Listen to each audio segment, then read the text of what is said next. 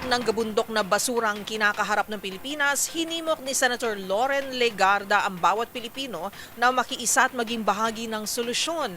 Gate ng mambabatas, hindi lang baha ang pinalalala ng krisis sa basura, kundi maging ang banta sa kalusugan ng publiko. Magbabalita si Raymond Dadpaas. Responsibilidad ng bawat Pilipino ang pagtugon sa lumalalang krisis ng basura sa bansa. Ito ang paniniwala ni Senador Loren Legarda kasabay ng panghiimok sa lahat na makiisa sa paggunita sa National Zero Waste Month ngayong Enero. Sabi ni Legarda, kailangan ng nagkakaisang pagkilos ng mamamayan at mga kinaukulang institusyon upang pangalagaan ang ating kalikasan at ang kinabukasan ng susunod na henerasyon.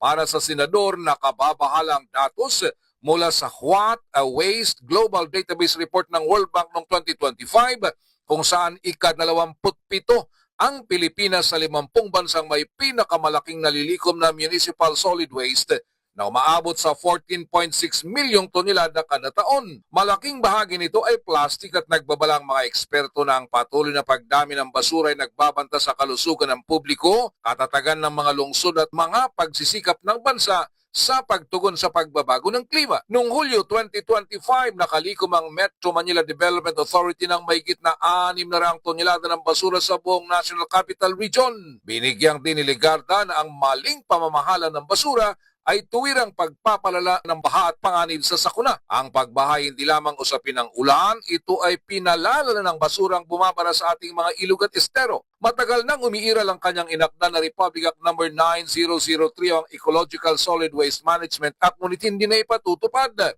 Inatasan ng batas ang paghiwalay ng basura o waste segregation, yung nabubulok at di nabubulok, pagtatatag ng materials recovery facility sa bawat barangay, at pagbawas ng basura sa pagitan ng pag-recycle at composting. Habang ang Republic Act No. 11898 o ang Extended Producer Responsibility Act of 2022 ay inatasan ng mga manufacturers na mag-recycle ng plastic packaging waste. Ngayong ika-20 Kongreso ay sinusulong ni Legarda ang Magna Carta of Waste Workers na naglalayong i-standardize ang kondisyon sa trabaho, palawakin ang social protection at kilalanin ang mga waste workers bilang mahalagang katuwang sa pamamahala ng kalikasan. Para sa MBC TV Network News, ito si Raymond Dadpaas ng DZRH, una sa Pilipinas, una sa Pilipinas.